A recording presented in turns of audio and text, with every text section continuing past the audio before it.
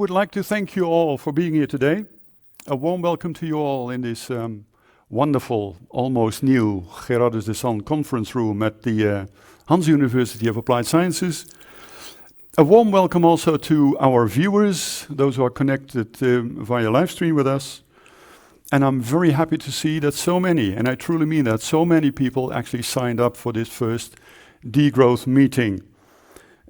Which also shows that there is obviously a growing sense of urgency of transitioning towards, call it a new kind of economy, which I prefer to call an economy that is better than growth. Others know it as a degrowth economy. My name is Egbert Dommerholt. I'm Professor Bio-Based Business Valorization here at the Hanze University of Applied Sciences, or in simpler terms, Professor Circular Economy. And together with Sanne, I'm the co-organizer of this event. But there are many more to come, as you can see. Overall we have 5 sessions. This one is called Degrowth in Science, and you'll also hear why in a bit. The other is Degrowth in Business on the 27th of October. Degrowth in Education in November, the 24th, Degrowth in Law and Society in December on the 15th. And we have a very special debating session in January, a debating session between students and practitioners in the field. So my question to you all is, please already note these down in your agendas. And if you want more information on these events, please visit the Knowledge Center's website. You can find all the information you need there. Or email me. Or you can email Sanne. That's also or myself. That's also no problem. Well, the big question underlying all 5 events is, will degrowth actually save the world? And we borrowed this question from Jason Hickel's most recent book, Less is More, How Degrowth Can Save the World. So the book is actually a prime source of inspiration for this series. To some, degrowth refers to some kind of wishful thinking, or very ideologically framed or idealistic, and some call it even unrealistic.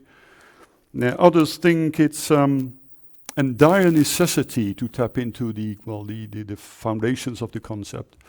Others again call it a leftish hobby. I mean, whatever your stance is, let's just simply base on facts. And that's also what we hope to hear here today, facts. And also let's discuss facts, and because in my view, at least in my view, facts are not just merely opinions. So what can we expect from this, or what are we trying to achieve? Now, first of all, what we're trying to achieve here is to inform not only you, but also to be informed. That also applies to us, of course. And how we can warrant that future generations can also enjoy the beauties of the planet. That's to inform, but also to confront. And perhaps that may already happen in a bit. To confront in the sense that, hey guys, listen, this is what it is. And we can't make it any nicer. Now, and having said that, you also need to take action, to be challenged to take action, and also to get inspired by good examples. And that's also what we hope to offer here, also examples. So not just to inform, not confronting, but also offer some inspiration here. Now, you may wonder why a professor in circular economy actually organizes meetings on degrowth economics, or degrowth in general. Well, that has basically 2 reasons. The first reason is, or refers to Jason Hickel's book, as already referred to, Less is More. That's the book I gave as a Christmas present to all my colleagues last year, my colleagues of the International Business School, of which I'm part, and also the professorship is part, but not only the colleagues of the International Business School, also the colleagues of the Research Center Bio-Based Economy, of which the professorship is part. And I promised them, can even say, I'll make a vow. I promised them, say, well, I will organize a series on this book and on degrowth. So, and promises are for keeps, so that's one of the reasons. But another one that is actually a more profound or more fundamental one. Well, although I am professor in circular economy, I don't think the circular economy is the answer to the problems we are currently facing. We've quite a lot of wicked problems, and the circular economy is definitely not the answer to it, at least in my view. Because this whole idea of the circular economy is conceptually flawed and also full of paradoxes. And I think that a degrowth economy can actually step in where the circular economy falls short. And that's also why I prefer to call myself a professor in degrowth economy than a professor in circular economy. Now, having said that, I am very, very proud that that Jason actually accepted our invitation to be our keynote today. And not only very happy and proud, as already mentioned. And now I would like to give the floor to the co-organizer, Sanne. Yeah. Thank you everyone for coming here today, both physically and digitally. My name is Sanne de Boer, and I am a communications officer here at the Hanze Hogeschool. I'm a communications officer at the research center where Professor Egbert Dommerholt is the professor. So I'd like to start with a little personal announcement. Should by any miracle my high school economics teacher have found out that I am at the lecture on economics, don't worry, I'm as surprised as you are. You see, at school, I didn't really care about economics. I preferred history, science, English, because to me, economics just sound like a bunch of systems and rules and agreements that people just made up. Ironically, I went on to study English and fiction. See that as you will. See, I didn't see economics as something that's intertwined with the things I care about most. When at school I learned about history, I learned about the Truman Doctrine and about child labor under the Industrial Revolution. And I didn't realize that those were actually effects of economic change. When I was in science class, I learned about the effects of CO2 on our ecosystem, and I didn't realize that the CO2 came from industrialization, again, part of economic change. And when I was in English class, some of my favorite novels about injustice and poverty and human suffering, such as Angela's Ashes and The Color Purple, I didn't think about them as examples of how the economy and economic change can really affect people and our families.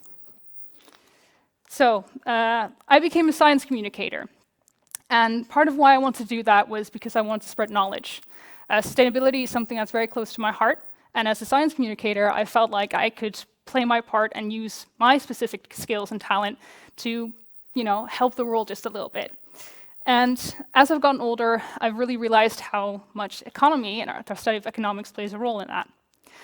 So I'm one of the colleagues that Egbert gave the book to, Less is More. And I found that it was both a very easy and a very difficult book to read.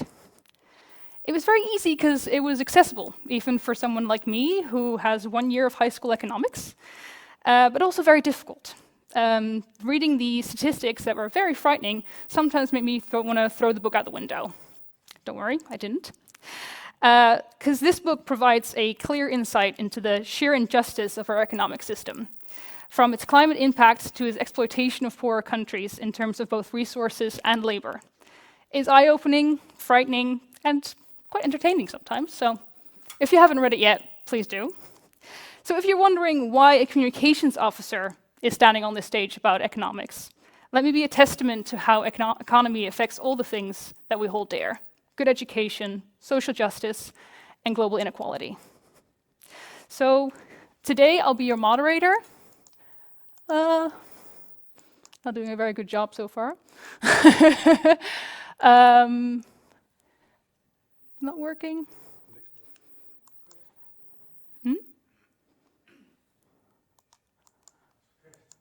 Hij is gecrashed. So I'll be moderating you today during this session. And I wanted to show you the schedule for today, which you probably have already seen in the invitation. We're going to start with a welcome speech by Dick Pouwels, the president of our executive board, and then we'll move on to a speech or a lecture by Jason Hickel himself. After that, there'll be 15 minutes of questions from both the online and the physical audience. And then I'm sorry, but the online guests will be kicked out as we continue our Q&A and discussion physically here. So yeah, I'm looking forward to having a great discussion with you today. And I'd like to introduce the president of our executive board, Dick Pouwels, for his welcome word.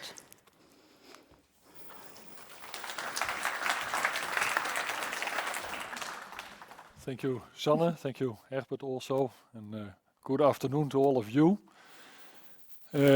Yeah, it's a rainy day. It's almost winter already. So if you look to climate change, you could say, well, is there climate change going on?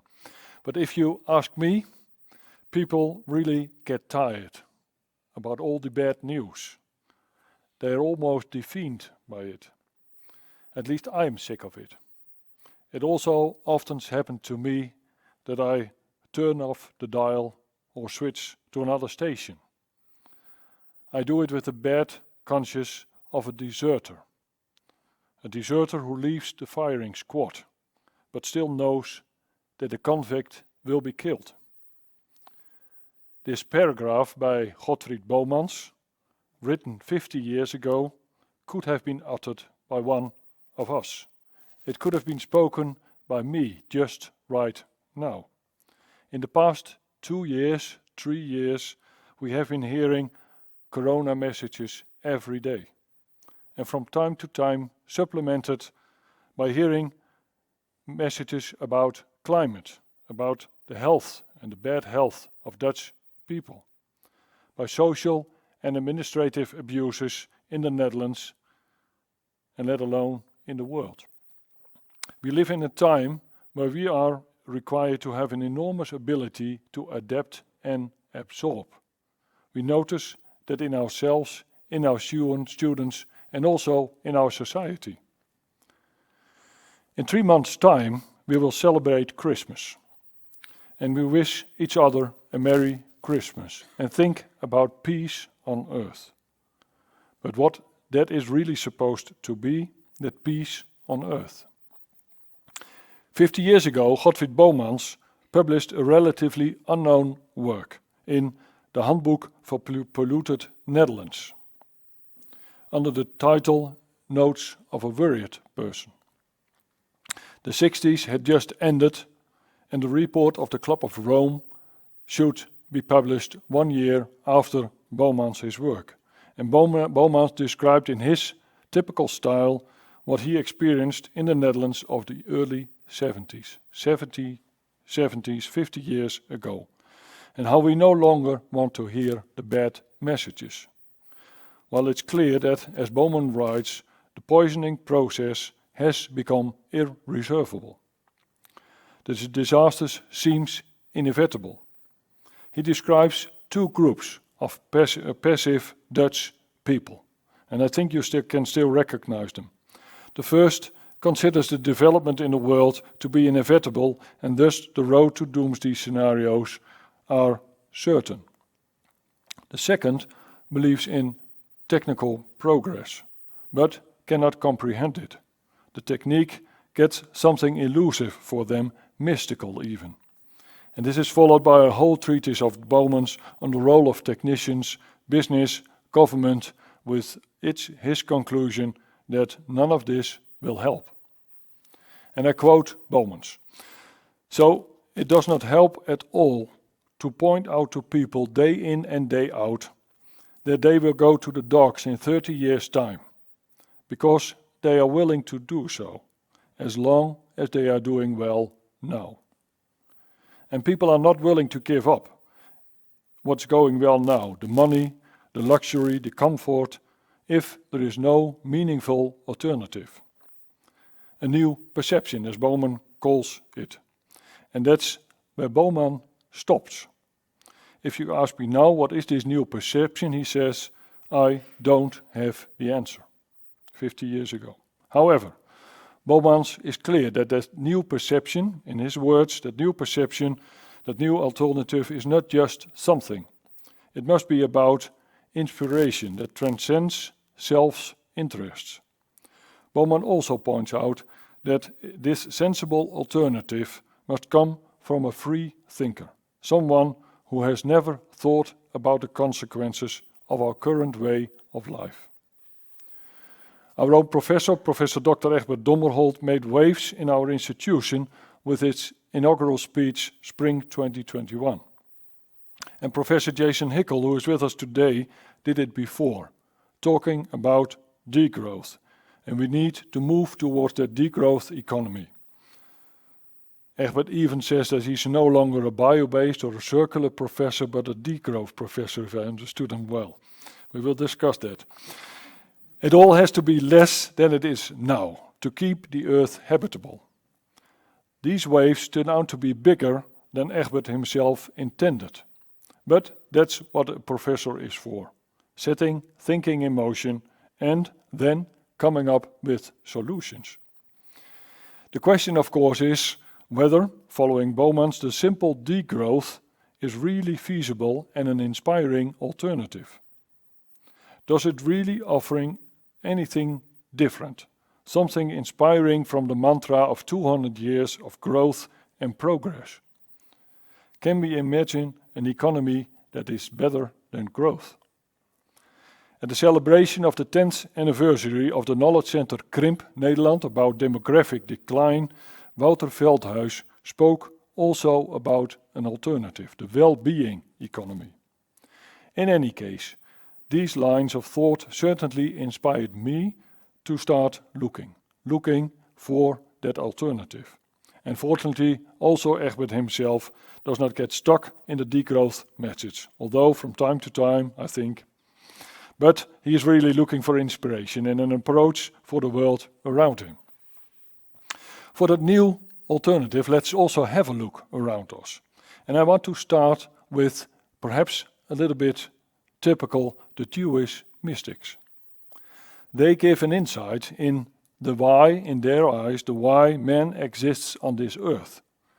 And formulated in a nutshell, they believe man has been placed on earth to harmonize the multiplicity of creation in numbers and in diversity. And in doing so, the Jewish mystics offer an alternative to just large numbers and diversity, the mantra of growth and progress. Not so much to stop that growth and progress. No, the large numbers and the diversity may be there, and we may even appreciate them.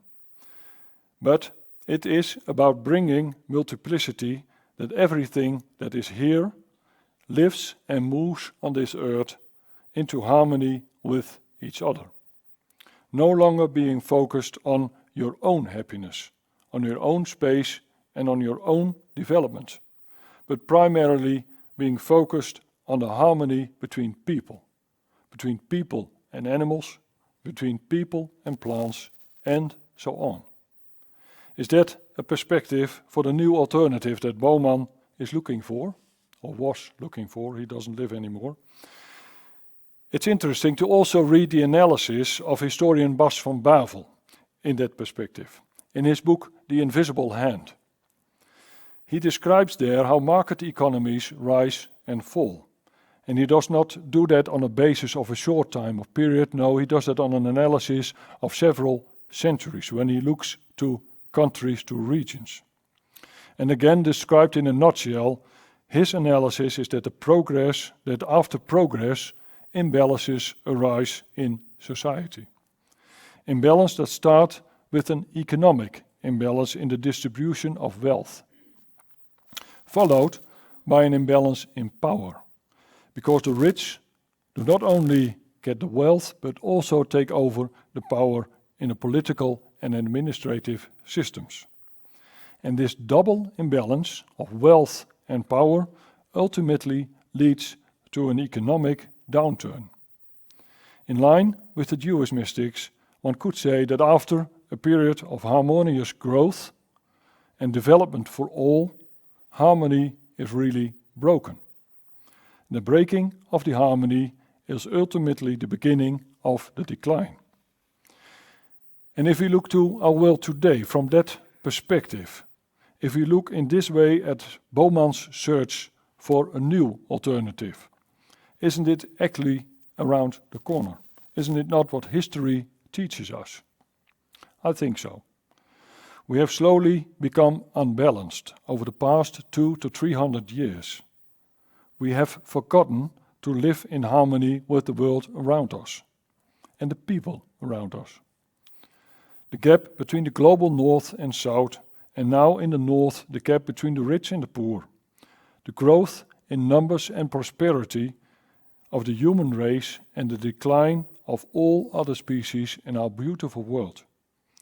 The enormous amount of goods and prosperity that we have at our disposal and the pollution of air and sea.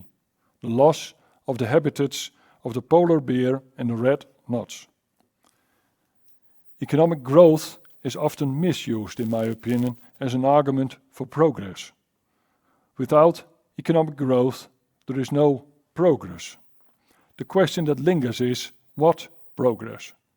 Our focus was and is on economic growth and economic progress, and not primarily on harmony. Harmony, and from there ensuring that we get it better together, that everyone and everything benefits. With the mention of degrowth, waves have been made. Waves that have at least reinforced my awareness that things really have to change. The outcome of that having to do things differently may well be growth, but also maybe degrowth. But it should not end by that in itself.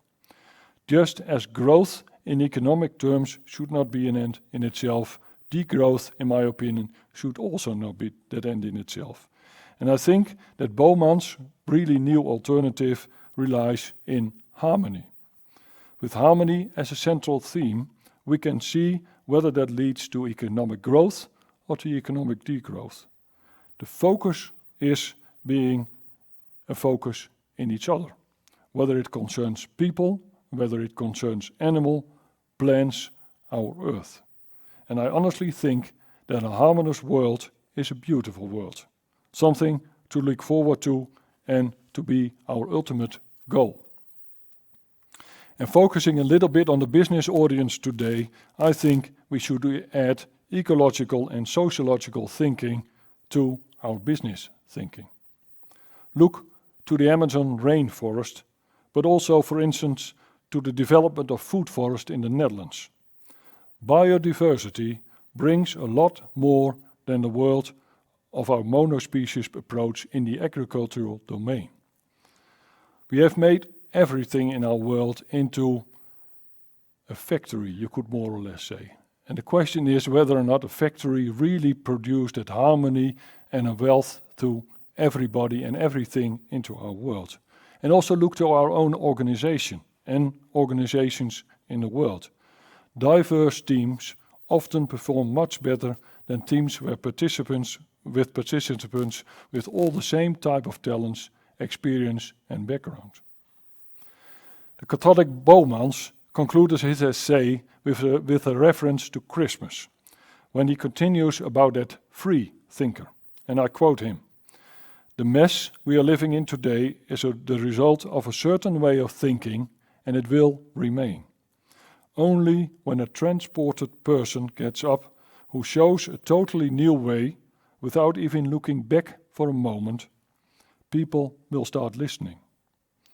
And it happened once 2000 years ago, and it can happen again. It's even possible that we have not begun to implement that message from 2000 years ago. In any case, such a barefoot is exactly what we need. He blows a few words into the sword dog, and it rises again. And my intention," Bowmans continues, "was only to show that with the addition of some fashionable raisins, the bread will remain stale. We are waiting for a saint of our time." And the inspiration of such a barefooter, as Bowmans says, gives direction and sets motion. And do we really take off our shoes and our socks and become such a barefooter? Leadership, in my opinion, is about inspiration, and the change starts with ourselves. Thank you very much.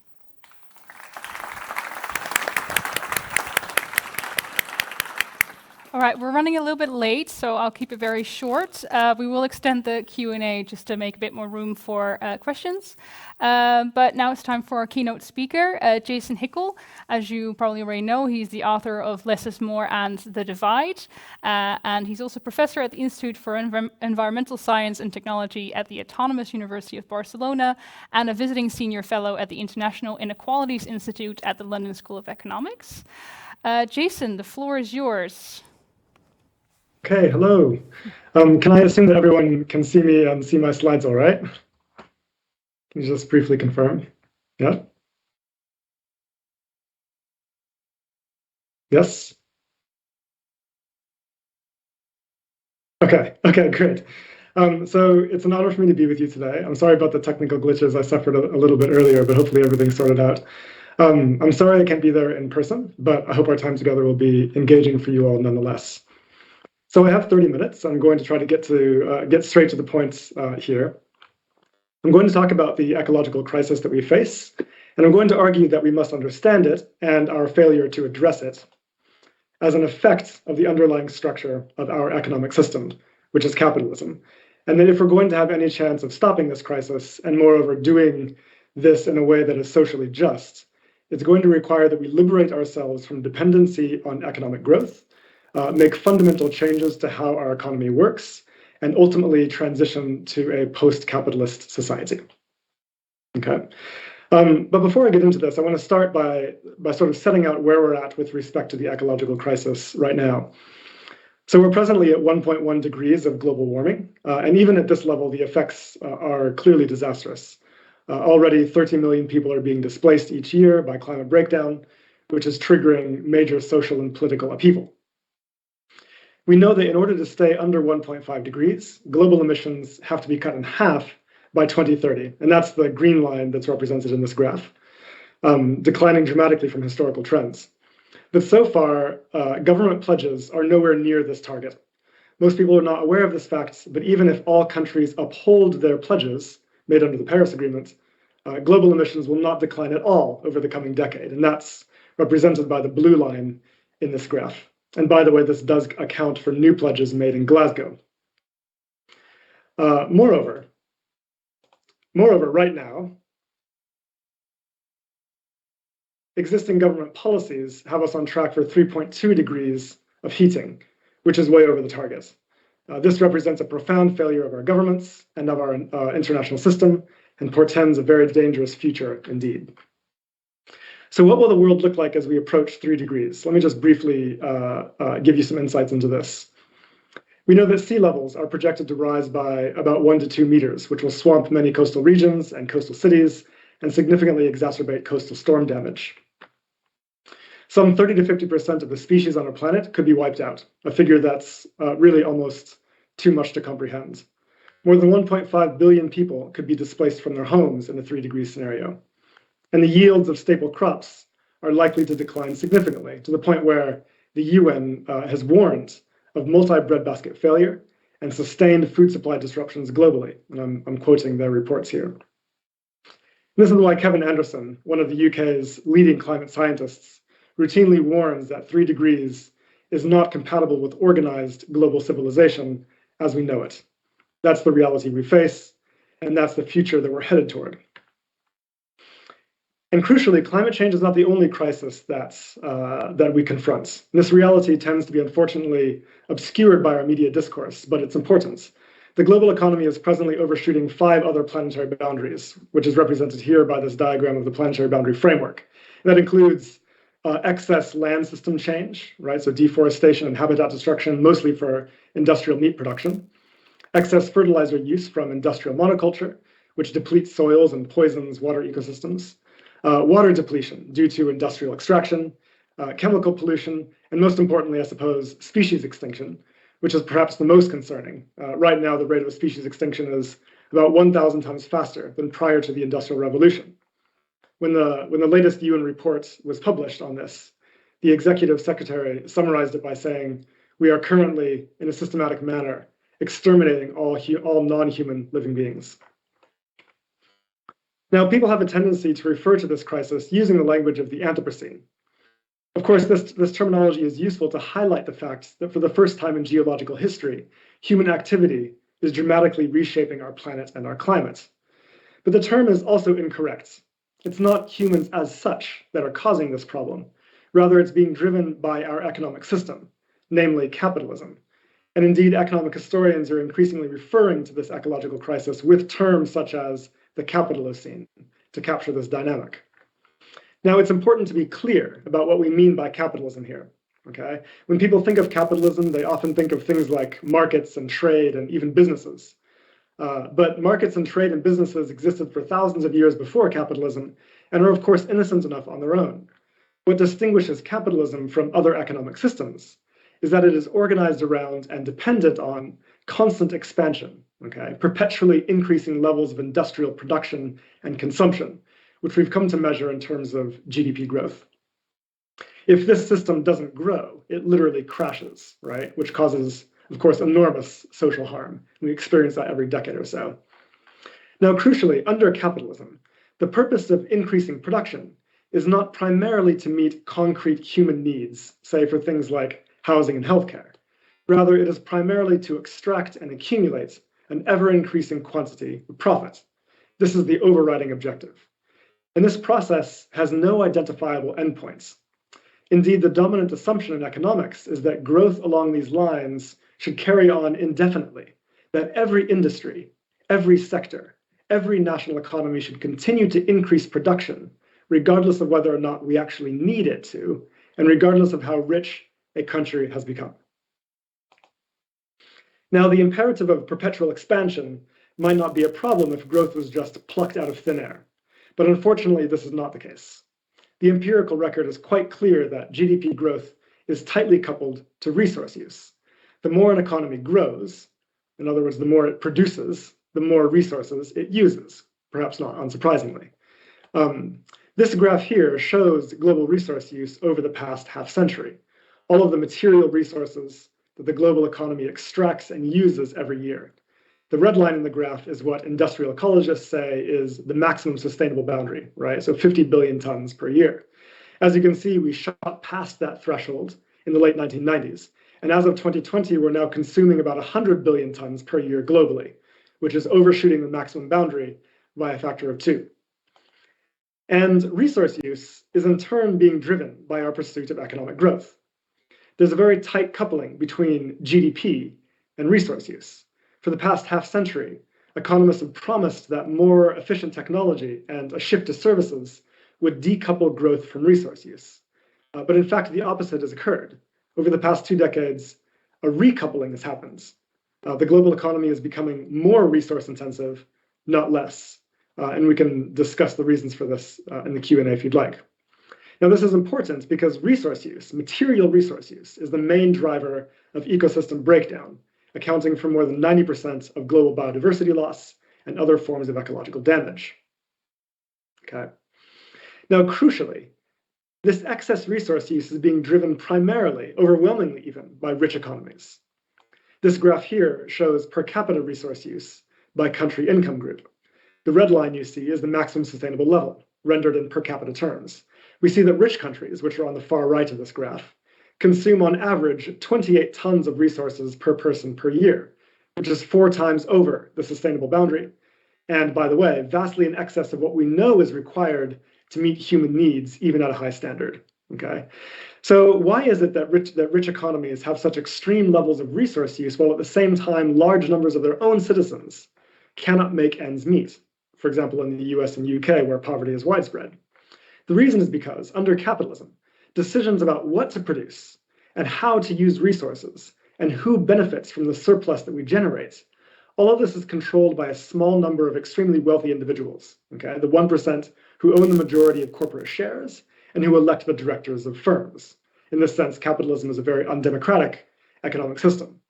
And of course, what these people do is decide that we should produce things that maximize their profits, right? So things like advertising and SUVs and fossil fuels, rather than things like public healthcare and public transit. The result is that we have a system that simultaneously overuses resources and at the same time fails to meet people's basic needs, right? Meanwhile, let us note that lower income countries consume a very small quantity of resources. You can see them on the left here, in most cases remaining well within sustainable levels. In fact, most actually need to increase their resource use in order to build the infrastructure required for human development. Now, another thing to note here is that resource use in the world economy has clear colonial dimensions. More than half of the excess resource use in rich countries is net appropriated from the global south. Let me dig into this really briefly here. Here's the key fact. Growth in the global north relies on a massive net appropriation of resources, labor, and goods from the territories of the global south. Now, this happens because northern states and corporations leverage their disproportionate power in the world economy to depress the prices of labor and resources in the global south in order to maximize their profits. What this means is that for every unit of resources and labor embodied in goods that the south imports from the global north, they have to export many more units to pay for it. And this generates a massive net flow of embodied labor and resources going from south to north. Now, just to give you a sense for the scale of this briefly, every year, a total of 12 billion tons of embodied raw materials is net appropriated from the south. Okay, to put this in perspective, that's double the total mass of resources extracted from the continent of Africa every year, shifted from south to north for free, without any equivalent return. Okay, 820 million hectares of embodied land is net appropriated from the south each year. That's twice the size of India, and that amount of land could be used to provide nutritious food for 4 to 6 billion people in the global south, but instead it is used to produce things like sugar for Coca-Cola and beef for McDonald's, consumed in the global north for the sake of profits in northern companies. Okay, 21 exajoules of embodied energy is net appropriated from the south every year. To put this one in perspective, that amount of energy would be enough to bring the entire population of the global south up to a level of energy use sufficient to meet human needs at a high standard. Okay, universal healthcare, education, housing, transit, computing, mobile phones, but instead it's used to fuel growth in the global north. And then finally, 188 million person years of embodied labor is net appropriated from the south every year. That's the size of Latin America's entire workforce. And that's labor that could be used to staff hospitals and schools and produce food and goods for local needs. But instead, they are working full-time year after year, churning out tech gadgets and fast fashion for northern companies. Okay, so what this means is that the south is deprived of the real resources that are necessary to meet human needs and to achieve human development goals. In fact, the drain from the south is worth about $10.8 trillion per year, which would be enough to end extreme poverty 70 times over. But instead, this wealth is used to line the pockets of multinational companies. It also means that the social and ecological impacts of northern growth and consumption are offshored or externalized to the global south. That's where the damage happens. Right? Southern ecosystems and communities are effectively being plundered to support continued growth in the global north. And this is true, of course, also when it comes to energy. GDP growth is also coupled to energy use. And here again, the inequalities are huge. High-income countries, which are on the right here, use vastly more energy than what is required for human needs, and vastly more energy than the rest of the world. And again, all of this energy is being used not to meet human needs or to improve social outcomes, but to feed a production system that is controlled by rich people and geared around maximizing profit and elite accumulation. Okay, so as a result, high-income countries also have very high levels of emissions, as we all know. Indeed, they are responsible for the vast majority of the cumulative emissions that are presently driving climate breakdown. We quantified this fact in a recent paper published in The Lancet. We looked at which nations have contributed most to emissions in excess of the safe planetary boundary of 350 parts per million CO2 in the atmosphere. We found that the USA alone is responsible for 40% of excess emissions. The EU is responsible for 29%. The global north as a group, which includes the USA, Canada, Europe, Australia, New Zealand, Israel, and Japan, is responsible for a staggering 92%, and that's the area represented by the dark green in this graph. Meanwhile, the entire continents of Africa, Asia, and Latin America, which are home to the vast majority of the world's population are responsible for only 8% of excess emissions. And that's the light green in this graph. And most of the countries of the global south, including nations like India, Indonesia, and Nigeria, are still well within their fair share of the planetary boundary and have therefore not contributed to the problem at all. So it's important to understand that climate breakdown is a process of atmospheric colonization. The atmosphere is a shared commons on which all of us depend for our existence, and rich countries have appropriated it for their own enrichment, with devastating consequences for all of life on Earth. And meanwhile, of course, the global south, which has done very little to cause this problem, suffers 82 to 92% of all the economic costs and damages that are inflicted by climate breakdown, and suffers 98 to 99% of all climate-related deaths, right? So in other words, virtually all climate-related mortality is sustained in the territories of the global south. It would be difficult to overstate the scale of this injustice. And we can see this represented very clearly when we look at these two maps. This top map here is of overshoot emissions, the nations that have contributed most to overshoot emissions, represented in red there. And the bottom graph is the nations that are most vulnerable to the impacts of climate breakdown. And what you can see is that the two maps are almost exact inversions of one another. Okay, those who have done the most to cause the crisis are also the least affected, and vice versa. Okay, so in light of this, what needs to happen? My argument is that our response must be commensurate to these realities. Let me try to break this down a little bit, bit by bit. The first thing is that the rich countries need to scale down their use of the planet's resources quite dramatically, by more than half from existing levels. By the way, the European Parliament itself has ratified this objective. And here you can see in this graph historical resource use in tons per capita in the global north, and also what's required by 2050 to bring it back into sustainable levels. Now, the existing dominant discourse claims that this can be accomplished through green growth. And the idea is that efficiency improvements will allow us to achieve an absolute decoupling of GDP from resource use so that GDP can continue to rise indefinitely, even while resource use declines. Now, this sounds wonderful. The only problem is that scientists reject this narrative as empirically baseless. GDP growth remains tightly coupled to resource use despite dramatic improvements in technology over the past few decades, and despite a dramatic shift to services. There is evidence of some relative decoupling in some cases, but no evidence of a sustained absolute decoupling. And all existing models project that it is unlikely to be achieved in the future at a global scale under highly optimistic assumptions about efficiency and technological change. And these results have been confirmed several times by scientists over the past couple of years, including in major UN reports.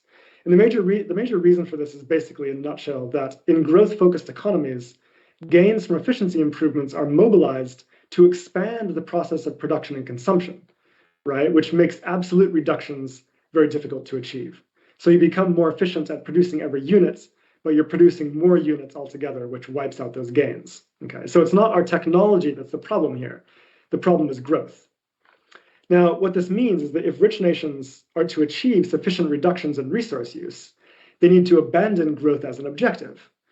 In a post-growth or degrowth scenario, efficiency improvements would in fact work to yield absolute reductions in resource use, and that's what we need. The second thing is this: what about climate? Now, remember that in order to stay under 1.5 degrees, we need to cut emissions to zero by 2050. That's a well-established fact now. We also know that in high-income nations, given their disproportionate share of historical responsibility for this problem, they have to decarbonize much faster than this. Okay. So this is what the necessary trajectory looks like, which is clearly dramatic. And of course, we know that for high-income nations, it has to be faster, aiming for 2030 or 2035, or really whatever is feasible. Okay. So the question becomes: is such rapid decarbonization possible? And the answer to this, the good news, is yes, it is, but not if high-income nations continue to pursue growth at the same time. Okay, and the reason for this is simply that growth is coupled to energy demand. So more growth means more energy demand than would otherwise be the case. Now, we know, of course, that it's possible to decouple GDP from emissions so that GDP rises while emissions fall, and many nations have accomplished this. The question is, how quickly can we do that when we need to get to zero by 2050 or earlier? The problem is that more growth means more energy demands, and that's a problem because it makes rapid decarbonization more difficult to achieve, okay? And indeed, this is why climate action has so far failed, as we saw in an earlier graph, to achieve any meaningful progress. And this is why we are headed for 3 degrees. Now, politicians know this fact, but they cannot bring themselves to face it. In order to reconcile continued growth with the Paris Agreement pledges, they bet heavily on speculative negative emissions schemes to save us. But scientists reject this assumption as highly dangerous. The technology has not been proven at scale, and if it fails to work, then we'll be locked into a hothouse trajectory that would be impossible for us to escape. It's a massive gamble with the future of all of life on Earth, all to defend continued growth in the global north, which we do not even need. Okay, so in light of this evidence, ecological economists have been calling for a fundamentally different approach. The first step is to realize that high-income nations do not need more growth. After a certain level, we know that high-income nations, that in high-income nations, the relationship between aggregate commodity production, right, and human welfare totally breaks down. What actually matters when it comes to human well-being is what we are producing, how purchasing power is distributed, and whether people have access to core essential goods. That's what counts, right? So we know that it is empirically possible to meet human needs at a high standard with much less energy and resources than rich countries presently use, and much less commodity production. This is extremely hopeful news. The key is to scale down less necessary forms of production while organizing the economy around human well-being rather than around capital accumulation. And this is known as degrowth. Degrowth calls for a planned reduction of excess resource use in high-income nations to bring the economy back into balance with the living world in a just and equitable way. So what does this look like in practice? It's quite simple, really. Instead of assuming that every sector of the economy must grow all the time, regardless of whether or not we actually need it, we should simply decide what sectors of the economy we actually need to improve. So things like renewable energy capacity or public transportation or healthcare access. And then what sectors are clearly destructive and should be scaled down. Things like SUVs and private jets, air travel, fast fashion, industrial beef, advertising, finance, et cetera, the practice of planned obsolescence.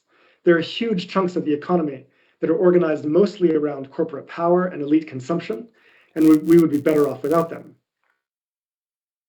This approach is extremely powerful in terms of climate mitigation because it would reduce energy use and therefore make it possible for us to achieve a rapid transition to renewables, fast enough to stay under 1.5 degrees. And that's been demonstrated by recent economic models. It would also reduce resource use and therefore reverse biodiversity loss and all other forms of ecological breakdown, allowing our planet to heal, okay? So how do we get there? Let me just briefly describe some of the core policies that have reached consensus in this literature. The first step is quite simple. It's to abandon GDP growth as an objective for the economy, right? In the 1930s, the economist Simon Kuznets, the man who designed the GDP metric himself, warned that we should never use it as a standard measure of social and ecological and economic progress. The problem is that while it counts the total market value of all the stuff we produce, it does not account for the social and ecological costs of that production. And it does not tell us whether that production is actually improving people's lives, okay? So instead of focusing on GDP growth and hoping this will magically solve our social problems, we should focus instead on what we actually want to achieve. Things like good housing, good public health, ecological regeneration, renewable energy, and so on, okay? The second step is, as I described, we need to scale down ecologically destructive and socially unnecessary forms of production. So that's what we're degrowing here. Again, there are huge chunks of the economy that are organized mostly around corporate power and elite consumption, and we can get rid of them or scale them down, right? So things like SUVs, private jets, arms, industrial beef, fast fashion, and so on, the practice of planned obsolescence.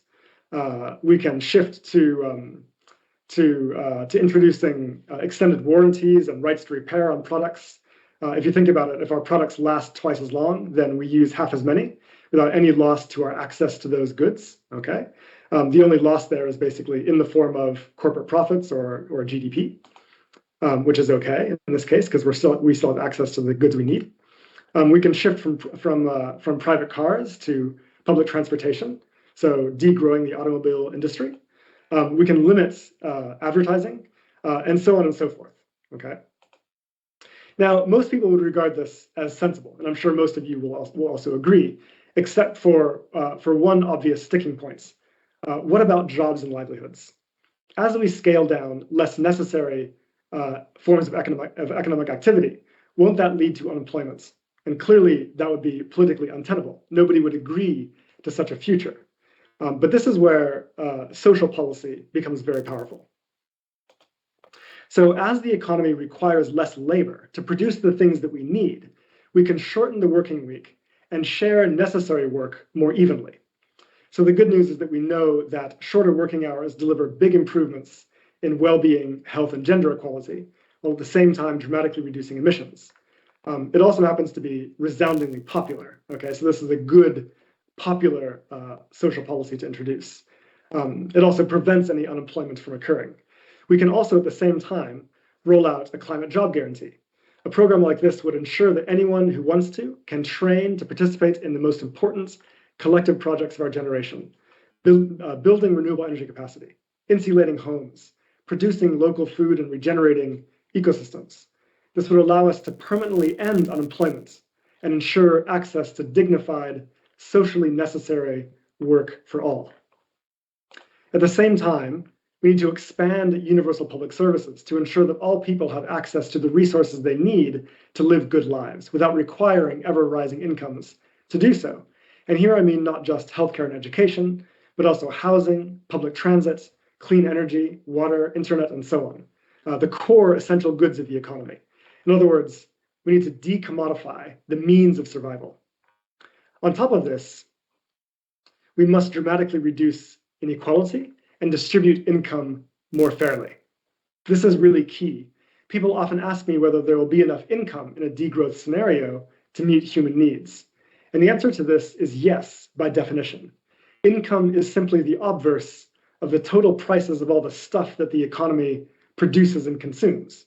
There's always exactly enough income to buy everything the economy produces. So as long as we're producing what people need, there will always, by definition, be enough income to buy it, so long as the income is distributed fairly. Okay, so distribution is everything. So taking this approach, establishing a firm social guarantee and sharing resources more fairly would allow us to ensure decent lives for all, delinking human well-being from economic growth. This frees us to pursue radical climate policy, scaling down less necessary forms of production, without anyone getting hurt, in fact, while improving people's lives at the same time. So this is the bread and butter of a just transition. Now, we know empirically that with measures like these, we can achieve a rapid reduction in emissions, consistent with staying under 1.5 degrees, while at the same time reversing other forms of ecological breakdown. Global warming would stop. The land would regenerate. Biodiversity would bounce back. Our planet would heal. And best of all, we can do it while improving people's lives and improving social outcomes. This is incredibly hopeful news. It's a powerful antidote to the depression and anxiety and doomerism that has seeped into our society. But we must be clear. This will not happen by itself. It will require building a social movement that is powerful enough to unseat political incumbents or otherwise force them to change course. The environmentalist movement, of course, cannot do this on its own. It will require building alliances with trade unions and working-class political formations, which have much more political leverage. And for this, it is vital to foreground the demands for social justice. And this requires a big shift in mentality. For decades, we've been told that if we care about the environment, we have to focus on individual behavior change. But this is clearly not enough. Imagine if you lived in apartheid South Africa. It would not be enough for you to sit in your apartments and privately be against racism. No, you need to go outside, you need to organize, you need to build a social movement that is capable of overthrowing a racist society. That is the kind of mobilization that we need. Yes, such a movement will encounter stiff resistance from those who benefit so prodigiously from the existing economy, but then so is every struggle for a better world. Thank you very much.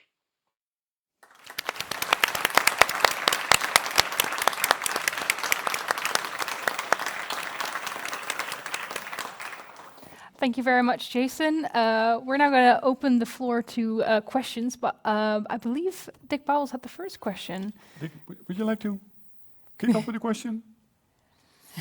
Yeah, I will to Jason. If I look, of course, Jason, degrowth for me is one of the perspectives, so to say. But what I also see is that in the current way how we have organized a lot of our production is not really using the biological power, you could say, in our Earth system.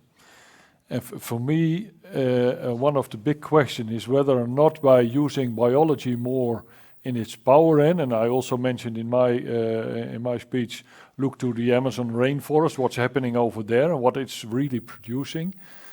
Is that also a perspective to take into account in to look to a different way to producing goods, to produce food, and all that kind of things in our economic system?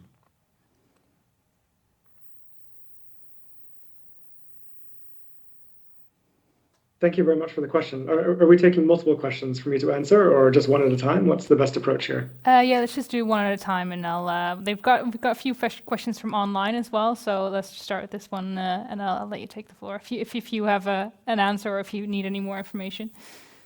Okay, great. No, it's an interesting question. Yes, I think it's important to emphasize here that degrowth scholarship draws quite heavily from traditions of political economy and economic critique from the Global South, and also specifically from indigenous communities and indigenous philosophers that have for decades articulated a very strong critique against the capitalist economic model and its growth imperatives, which they recognize very clearly as negatively affecting their communities in the sense of appropriating resources from their lands, often involving displacement and so on. I mean, the experience of colonization for them is their experience of integration into the capitalist world system.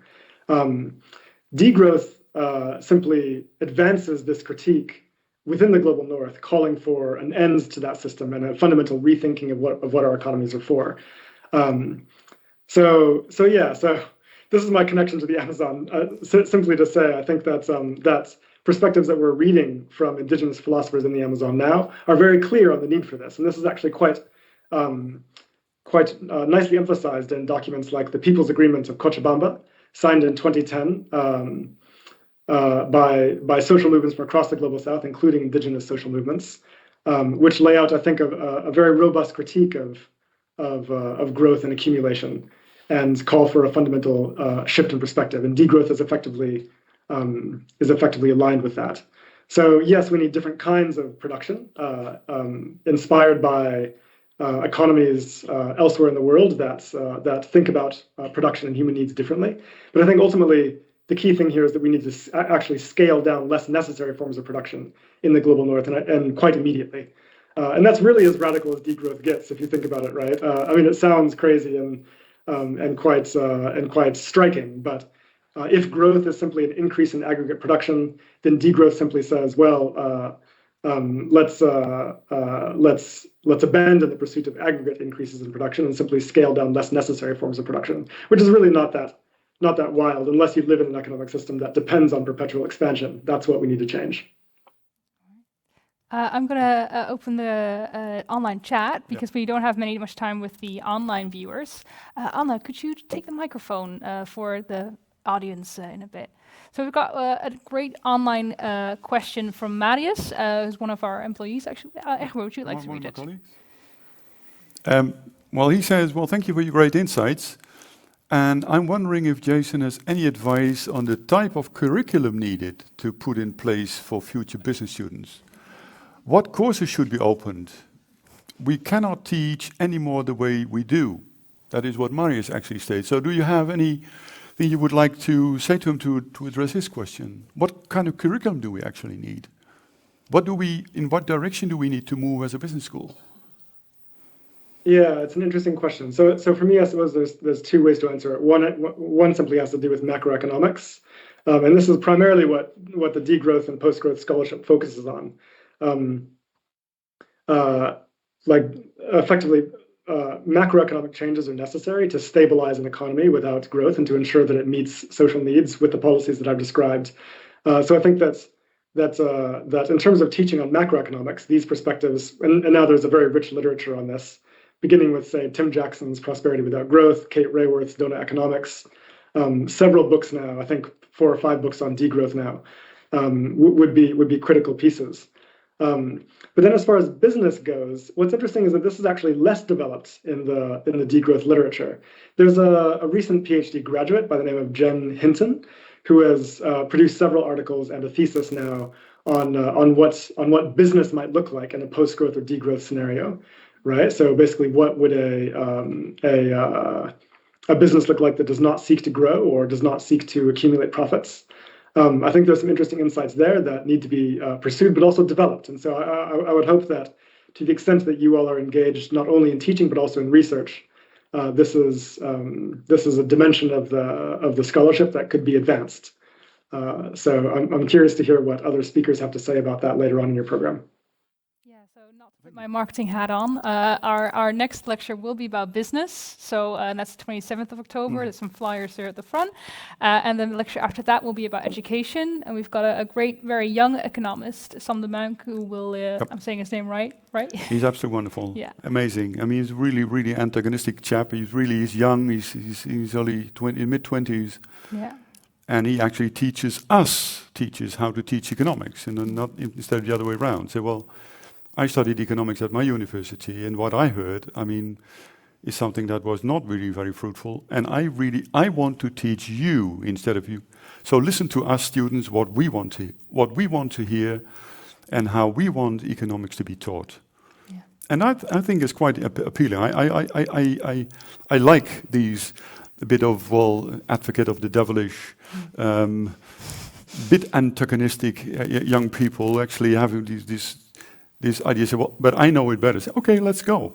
Let's give you the floor. Let's see what you've got to say. Yeah. And he's a great break dancer, apparently. So. Yeah, absolutely. But I also want to refer. I mean, it's an important thing to say. If you want to see him dance, you're going to have to come to the lecture. So. Exactly. But that's also I fully agree with Jason.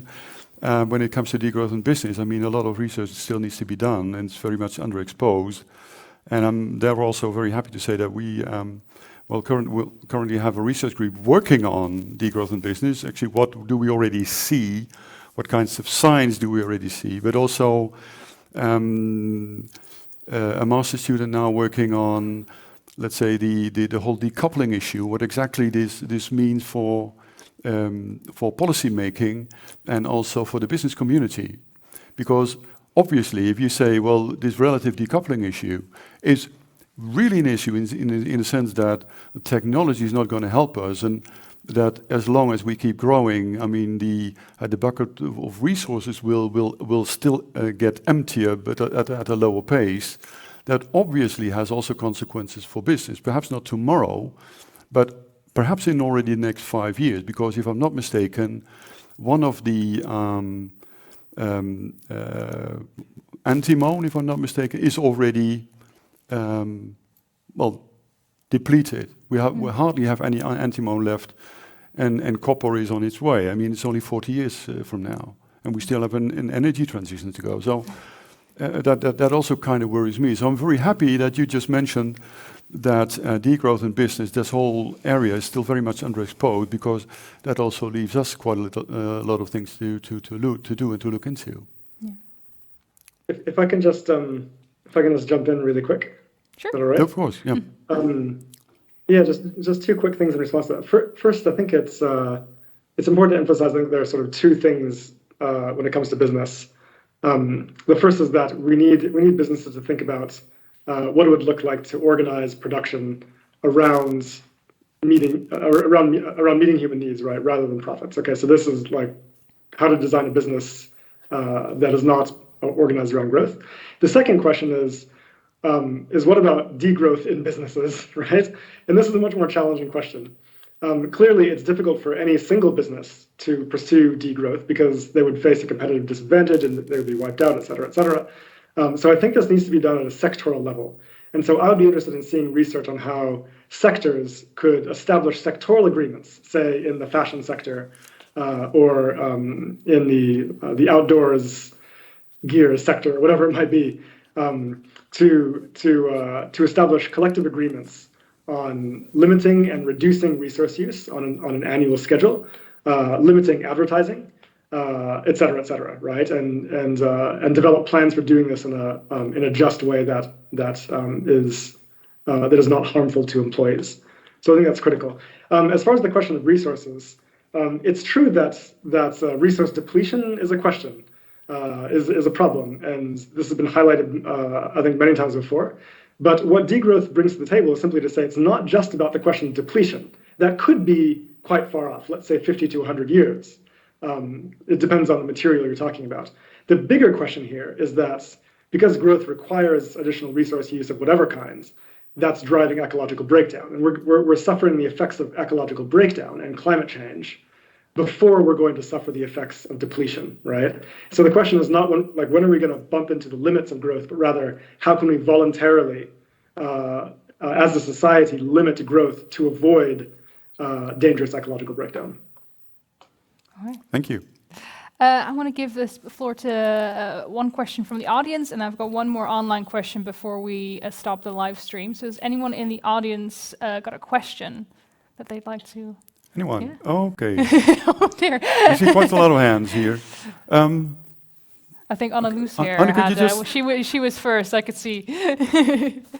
Well, Anna will just... She's got a she's coming microphone, with the so microphone. she can come up to you. Thank you. Yeah, I was wondering, because this is like a massive system change, basically, what you're proposing. Like, how do you start? Do you start with like policy change, like national policies, international policies, for example, like EU legislations or grassroots movements and right to repair movements, or do you just do it all at the same time? Or what would this look like? This mobilization. Yeah, I mean, of course, ideally, what we need is we need change in policy at national level. That's the key level to be thinking about here. That's not going to happen with existing political formations, existing governments, as far as I can tell. I mean, there are some progressive governments, such as New Zealand, Scotland, Iceland, that have at least made noises verbally about shifting to or experimenting with post-growth ideas, but they're a long way off from the kinds of policy that would be required for the kind of transition that we need. So the way I see it is that this can only be brought by a movement from below, and this really does require, and I can't emphasize enough, it really does require mass mobilization. New political parties, I'm not sure. A shift within existing political parties, it really depends on your national context. What parties are out there, what ideas they have on the table already. But I think that alliances between environmentalists and working class communities are really essential here, because otherwise you just won't have the kind of political pressure that you need for this kind of shift. All right. Thank you very much. Thank you. I'm just going to do one more online question before we will shut down the live stream, but we'll continue here, so you will have more options, more chances to answer get some questions. We got a question from Sven, and this is a very economy-focused question, so maybe you're better taking that one. Okay. In an economy of degrowth, what are the key drivers for companies to produce goods, if not growth, and who bears the consequences of over and undersupply of goods on the market? Can a company try to adopt postulates of degrowth today, and what would be the consequences of such an attempt? That is what Sven asks. Yeah, I mean, so if you think about look, businesses existed long before capitalism did. what distinguishes a capitalist business is simply that control over production is concentrated in a small number of people, maybe even one individual, who owns the means of production in that company. Okay, or if it's larger, several individuals who control shares, et cetera, or elected directors of firms.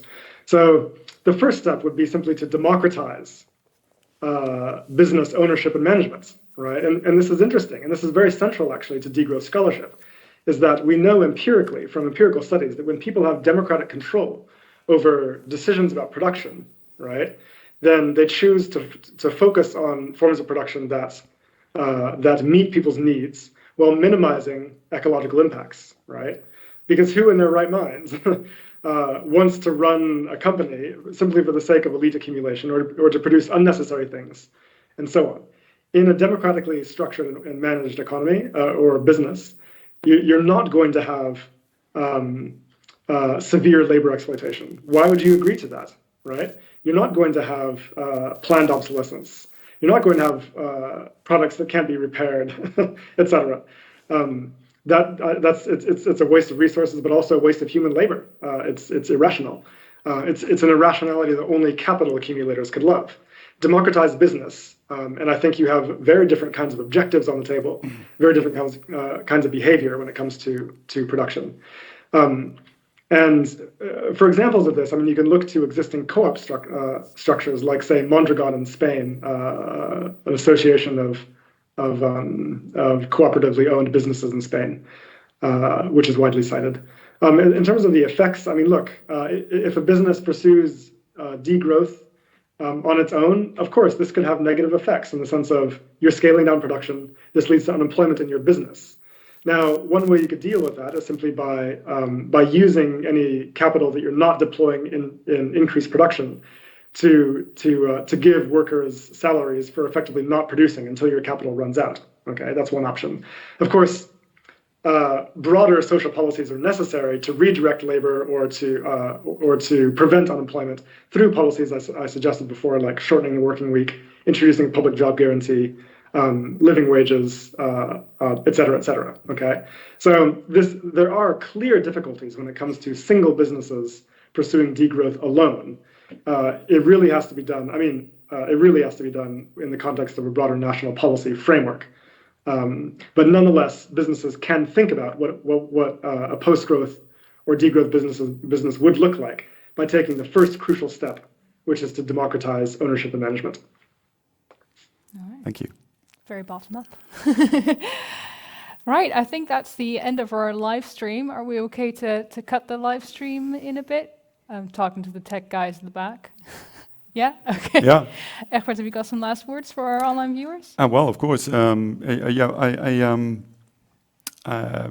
need to say goodbye now, and I was very happy that you were with us today, and that you all tuned in this on this event, and that you also contributed. Thank you so much. Thank you, Marius. Thank you, Sven.